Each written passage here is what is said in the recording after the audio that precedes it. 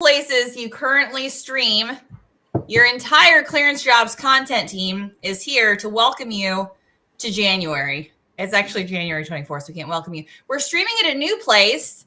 So shout out to Matthias, who introduced me to Twitch. Twitch is, I don't know what they do at Twitch. I thought it was video games. Is it knitting? Cooking. Twitch. Oh, it's cooking. Cooking? There are cooking videos on Twitch? Totally. Oh, well, Katie knows. I thought it was for the gamers, but it turns out you can post any live content. So assuming me, your grandma, was able to stream it correctly, we are streaming for the first time on Twitch and wherever you happen to be watching this. So this is Lindy Kaiser with clearancejobs.com, Katie Keller, clearancejobs.com, Jill Hamilton, clearancejobs.com. Hi, Zaki. I always appreciate the highs. Lets me know you're out there. Hi. This is basically Ask Me Anything about the security clearance process. Robert, what's up, Robert? Hey, thank you for joining us, all of these people. So thank you for watching us. If you have any questions about the clearance process, I wanted to do this now because security clearances were in the news. Tom on our team even said that The Daily Show was talking about security clearances. Thanks, Joe Biden, for putting security clearances back in the news. We always need that bump. Security clearance policies are hard for everyone, including former presidents, vice presidents, senators. The other reason security clearances are in the news relates to obviously hiring, firing, and layoffs and all of that. So there have been a ton of tech layoffs. We are here with our secret squirrel hats to tell you, you can join this club. Where is my camera? I don't know. Shh. The Secret Squirrel community welcomes you. So if you are on LinkedIn, if you are on Twitch, if you are somewhere out there and you are interested in working in the national security space, there is a career opportunity for you. So if you have questions about the security clearance process, visit our news site or our blog. Katie and Jill have literally hundreds upon thousands of articles for you about the security clearance process. So we would love to answer those. Ton of questions coming in. I love to see that. Robert asked how long his security clearance is good for. The time period where a clearance is current is still 2 years. So 2 years. I need that hat, Jack Ryan. Jack Ryan says. Oh, Katie, tell them where they can find the hats. Sure. Just go to clearancejobs.shop. You can get this amazing beanie along with all the other Secret Squirrel swag your Secret Squirrel heart desires. Awesome. And a ton of folks in here asking about lapsed clearances, expired clearances. Maybe Jill, you could speak to that a little bit because I know you've written a few articles about that, how to get a clearance back if you've lost your clearance. Do you have any tips? Or we will also post links to articles in this following. So, or you can just Google it. But Jill, tell the people. Tell them. I think it probably depends upon the reason for the loss. But if it's just like time has lapsed and you formerly held a security clearance, nothing changed since then. You know, your side gig that you started afterwards didn't maybe cause an issue with getting a security clearance again. Some of it is start out looking for companies that also have cleared work as well as uncleared work and getting your foot in the door because you need to have a company in order to sponsor the clearance. But aside from that, I mean, we've also talked in other articles. Lindy, you've had an article before, like putting on your resume or letting recruiters know that you've been cleared before, that you are clearable more than likely. So they're more willing to put you through the process, that you might even be able to get an interim security clearance faster, where a lot of the checks maybe have already been in the system that they can reference back to. Some of the other things is just also making sure that hopefully you had your former SF-86 printed out and you have that. So when you go and reapply, all your dates perfectly match up to what you had previously. So there's no pings in the system like liars have, kind of thing. So it's a lot of those different details, and then just networking with people who have cleared work, and just showing your interest in some of those jobs that line up with your current skill sets. It's really about getting a company who's willing to sponsor you for a clearance, and that comes with employment. So yeah, Robert rightly asked, did Biden pay attention to Tina during that online training?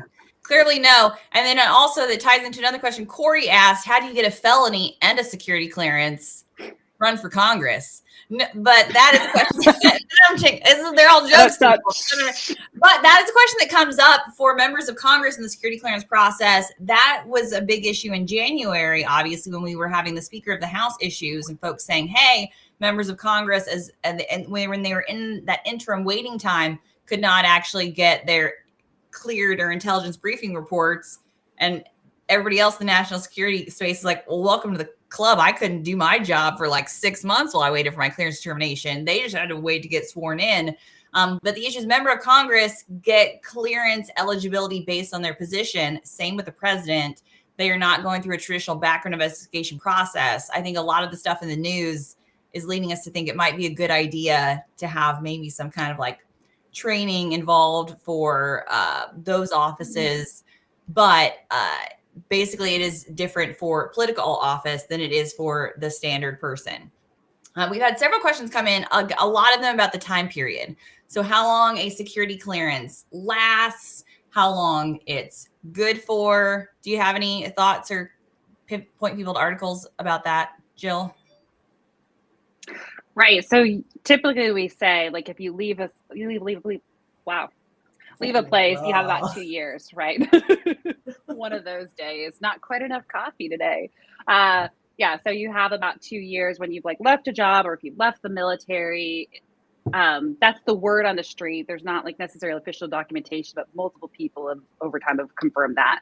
And then you'd have to refresh my memory too, Lindy, on some of the timelines when it is for like with continuous evaluation. Obviously that's changed a little bit of like when you would come up again in order for reinvestigation. It's ongoing now. And so that does change things a little bit as to like that those different timelines that used to be there in the system. They're more loosely now. Continuous vetting, everyone is enrolled in continuous vetting now. So 100% of the cleared population, once you're in, you are enrolled in continuous vetting. So we no longer have like really the terms like an expired clearance or all of that. With the new personnel vetting questionnaire, PVQ, when it comes out, and as we roll out e-app, which is going to be used this year, you will be asked to like recertify your information every 5 years. Yes, Michael, thank you for chiming in. 5 years. I'm kind of considering 5 year the magic number. If you haven't talked to your security officer in the past 5 years, it's probably time to go reintroduce yourself. That's just one of my mantras over at Clearance Jobs. And I say that because when I worked for the Army, I had no idea who my security officer was. Did you guys know who your security officers were when you worked for the government? At one contractor, I did. Yeah. One of my places, I did.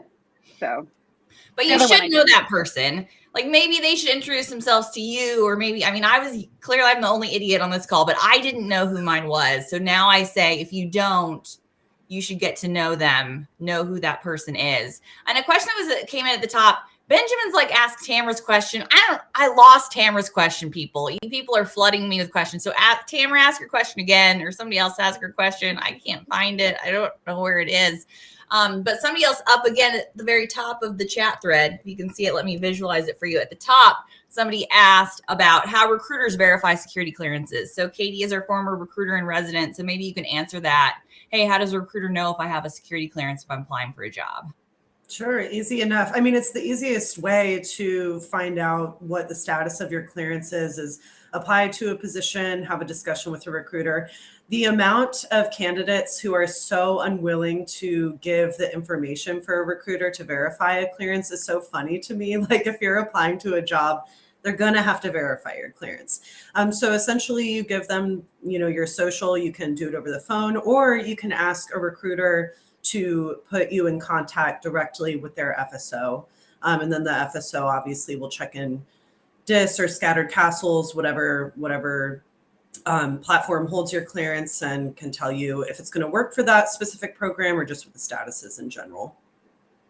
Yeah, we've had several questions come in about how to obtain a security clearance. That's another thing, working with a recruiter, finding somebody on, on a site like LinkedIn, looking for them here is a good place to find folks and say, hey, I'm interested in a government job. A lot of the sites out there have willing to obtain security clearance sites. A lot of our customers we talk to, the bigger ones, especially like GDIT, CACI, they're saying they're able to sponsor clearances now. So I think that's big, again, especially when we talk about the tech company moving in. For clearancejobs.shop, we are that site specifically for folks who already have a security clearance or a position of public trust. So if you have a clearance, you're looking for an upgrade, Clearance Jobs is your place to be. That's definitely a ton of opportunities there, and employers willing to do that. But if you don't have a security clearance, you do have to find that position first. Apply with a government agency. Or apply.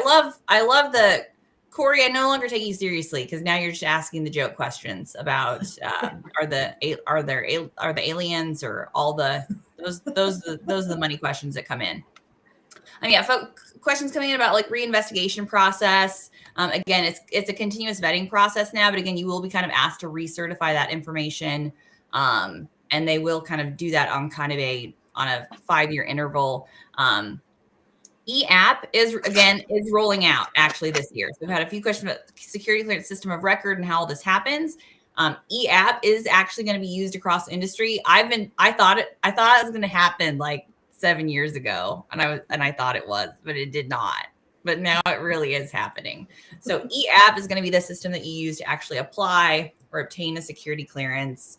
And hopefully that will help for the transfer process. I saw a question coming about transferring security clearance, transfer of trust. You guys have any thoughts about security clearance transfers, nuggets, pearls of wisdom?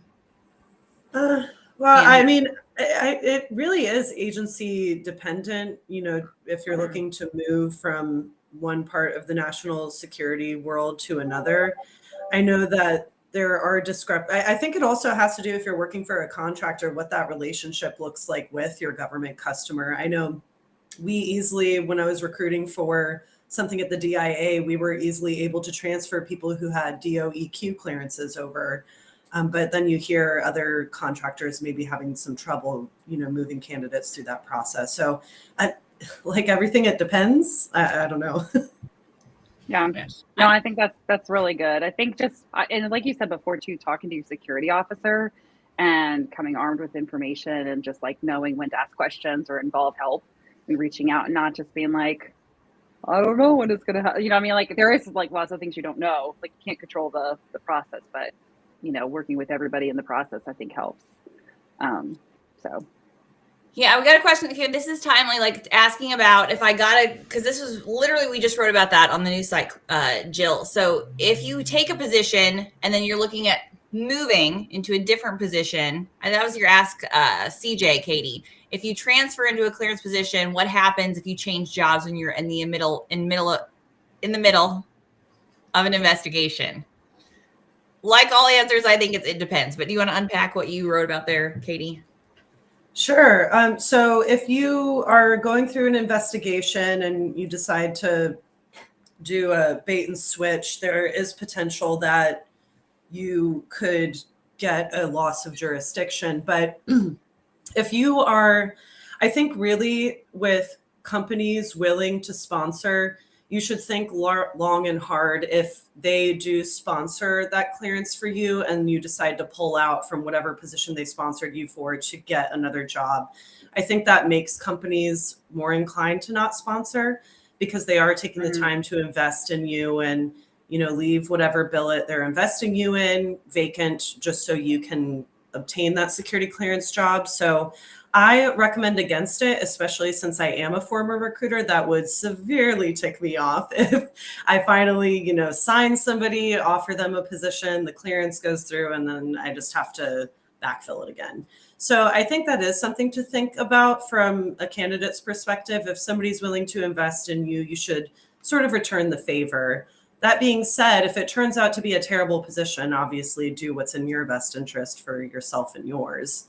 So that's kind of what I wrote about at Ask CJ, but I think candidates and recruiters, depending on the story or circumstance, they may have different thoughts. Yeah, I think, I mean, it depends on the individual. I wouldn't just change if there wasn't a good reason for it. I think that's like the critical thing we talk about with any job transfer. Like if you have a really good reason to transfer a position, great. If it's just chasing money, perhaps that's not the best thing. Hey, speaking of money, so let's talk about money. Talk about our comp survey. So if you haven't downloaded, I want to this is how I talk to people all the time. Katie and Jill know. If you haven't downloaded our January white paper, we'll post the link in here. Our January white paper, the state of the security clearance process. We just did an amazing webinar with Mike Orlando. That was all sponsored by Accelerate Solutions. So thank you to Accelerate for sponsoring that. Check out that white paper because it has all of the news you can use about the security clearance process. We have white papers every month. But our next white paper is our most popular one by far. It'll be super interesting. We'll do another one of these. We may or may not wear hats. Stay tuned to find out. But about the comp report. So do you want to what can people expect from our security clearance compensation report? What kind of data and insights will be included, Jill? Yeah. Well, it drops the week of Valentine's Day. So Katie's holding up some of our prior reports. That first one was the 2021 that we had, we do this every year, survey the cleared community, and I love doing this. Not that that's the information you guys are all looking for, but it does bring me a lot of joy just to trace all the things that people are saying about working in the cleared industry, and you see it come out on the stats. So that's kind of cool to see. But yeah, so there's lots of good nuggets on just what compensation looked like this past year, how much love people were getting from where compensation went.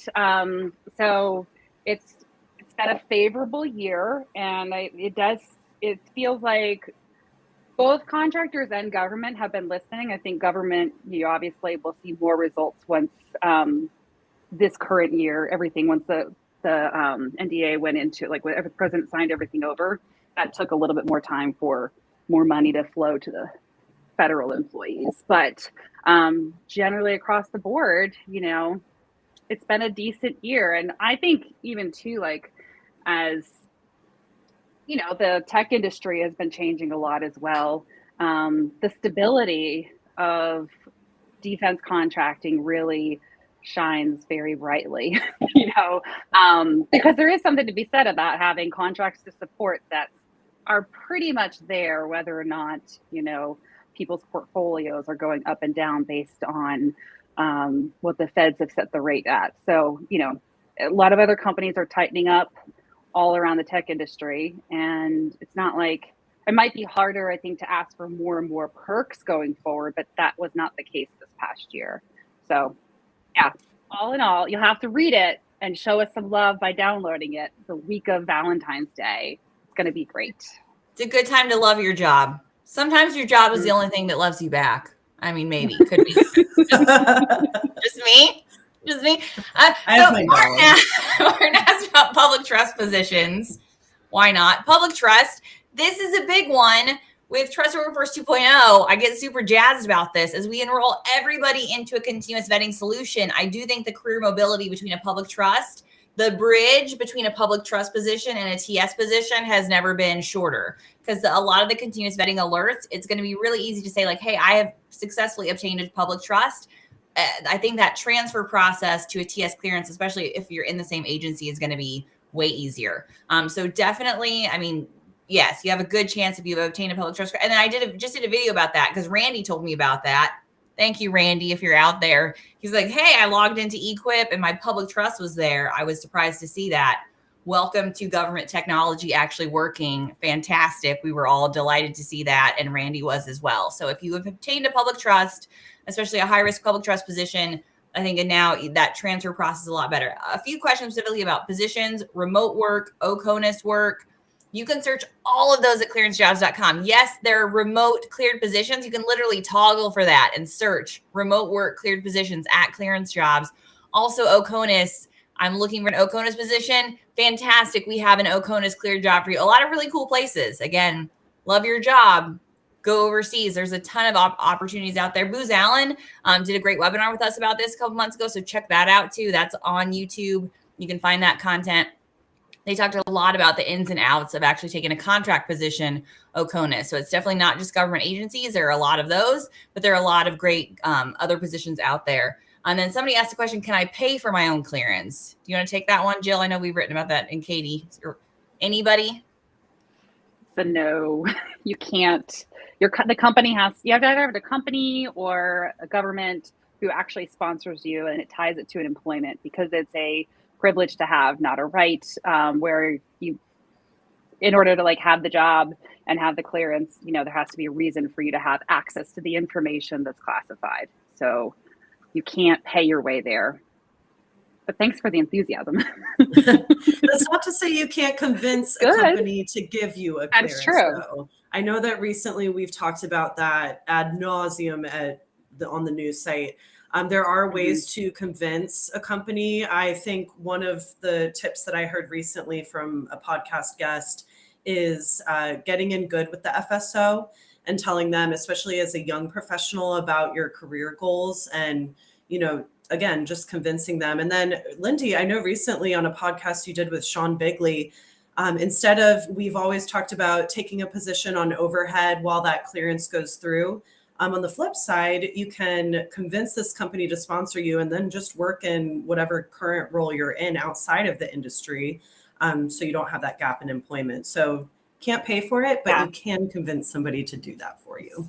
Right. So you can be a freelancer. I mean, I did that for a while. You just get a 1099 just like normal, and they can still own your clearance because you're basically subcontracting to the company. Then they don't have all the overhead costs or anything. They can just give you 5 hours of work when it comes in, or 10 out, you know, whatever it means. So I think it's good to make it a win. Think of it as a win-win situation you're trying to create for both you and the company. Like, consider them in the whole process.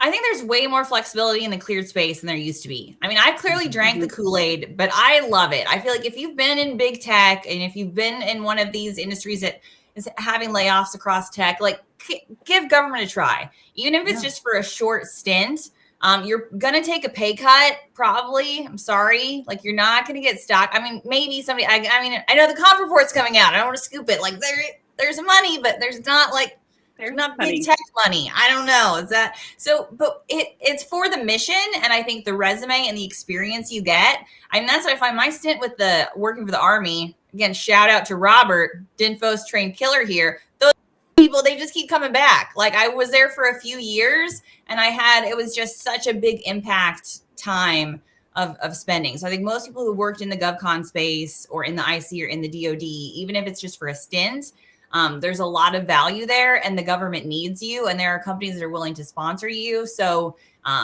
you know, and those companies, again, also the recruiters on here, shout out to you. You've got to be willing to hire those people on and not be afraid that they're just going to jump ship for more money down the road. Maybe they will, maybe they won't, but let's all come together, because we have a ton of open positions. We keep talking about the clearance jobs. We have more positions than we have candidates for. There is talk across tech about these layoffs. We need to bridge the gap. I'm here for you. I'm here to help you bridge the gap. Come, I'll do your TED talk. I don't know. You guys have thoughts on that? Well, you speak to flexibility, and I think that is very true, Lindy. Like, we have an upcoming networking event with Acclaim Technical Services, and they allow folks to have flex schedules in that 2-week billable period. So these companies are out there in the cleared space, and I just checked clearancejobs.com. We have between 1,500 and 2,000 remote cleared positions. So that flexibility is there. It may not be as flexible if you just are coming from the tech space, but it's still there, and you can still find a good company to support that is willing to work with you. Yeah, and somebody asked, where are the recruiters? All the cool recruiters on clearancejobs.com. But also check out our career events page. We'll link to that. So if you go to about.clearancejobs.com, there's a page there that links to all of our career events. Career events are a great way to connect with recruiters. And Katie, you just upgraded our virtual career events guide. So again, if you're in this space and you haven't attended a virtual career event, that's a great way to find out some of the cleared employers that are in the space and folks who are, who are interested in hiring. Making a good contact with a recruiter, even if they don't have a position for you. They're usually willing to be a resource and help you find another position. For sure. And so John asked if he had a clearance in the 90s, if that will help him today. John, a lot has happened since the 90s.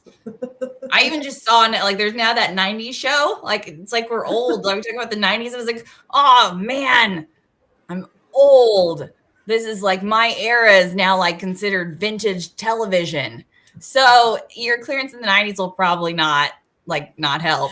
You can commit a lot of felonies in 20 years, let me tell you. So, but it doesn't hurt. I mean, I always, if you had a prior clearance, list it. If you served, if you're a veteran, your veteran preference or veteran status still applies. But we do get that question, some who's like, well, that SF-86 should not still be an equip because they weren't even using equip in the 90s. So that is where like you really are looking at a situation of obtaining a new clearance. But the good news is clearance processing times are so much faster that it's not an issue. Have I given any coherent information in today's? I think so. So many golden nuggets. We're about ready to wrap. We've had a good run. Did you ladies see any questions come in that I missed? I know I missed some, but you can't be all things to all the people. I think the one that I'd like to speak to, do I have to be in the military to obtain a security clearance? No, you definitely don't. You can apply to a government agency coming out of college. You can, join the military, or if you are in a high demand job where there aren't a lot of cleared people, do a little bit of that research, and a company or a federal agency is most likely willing to sponsor you if it's a low candidate pool. So you don't have to just be in the military. Yeah. Awesome. And I'd say if you have time to wait to get a company to sponsor you, like to go for also or federal jobs too, where like the process is already longer to go in as well. But there are a lot of jobs where they would, you just look for the willing to sponsor in the job listing, either from a contractor or for a government. But Dennis, I love you because he asked the question twice. Dennis, you speak in my love language because I see it and then I can't. If you didn't ask me twice, did you ask me at all? That's what I always say. So thank you, Dennis. How much does it cost a company to pay for a security clearance? It costs a company nothing for the security clearance other than their overhead charges. So that when companies say, hey, this is costing us money, they're talking about the cost of running the NISPOM program, the FSO costs. So you might have a contractor say, hey, your clearance is costing me money, but they're actually not paying for the background investigation. So it's kind of some of these, we have candidates say this, hey, my company says I owe them for the clearance or whatever. That gets into employment law territory, security clearance law territory. You're gonna have to take that up with your own legal team if somebody tells you that or they owe you money. But in general, we have an article that outlines the cost of obtaining a security clearance. Those costs are always paid for by the government. So a secret security clearance is bargain basement $500. A top secret clearance is like $5,000 because of how much additional legwork goes into the investigation.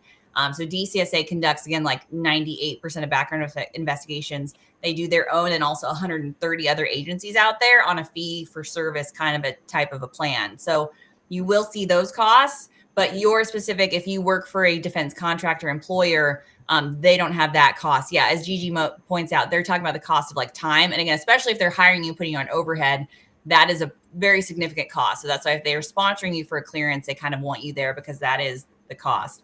Ahmed's actually asking about the process for a security clearance. Ahmed, I will message you later. I feel like we don't have time. I'm always at time. But yeah, it's a background investigation. I want to answer it. And then you just always run out of time. This is what happens. You get a background investigation. The government sponsors you. So many things here. I think that was pretty much most of our questions. Anything else, ladies? And you can buy our hats at clearancejobs.shop. Both of these, This is Jill and Katie's idea with the hat. It was genius. We love them. So, and if you missed it, if you're just tuning in, you're going to have to watch us later. I mean, we'll do it again, but you can watch this video on demand later, anytime. I always hate goodbyes. Should we just look at each other for a while? Okay. On that note, thank you for watching the live stream. If you have more questions, visit clearancejobs.com, news.clearancejobs.com, and clearancejobsblog.com. You can ask. We will answer your questions anytime. Thank you so much.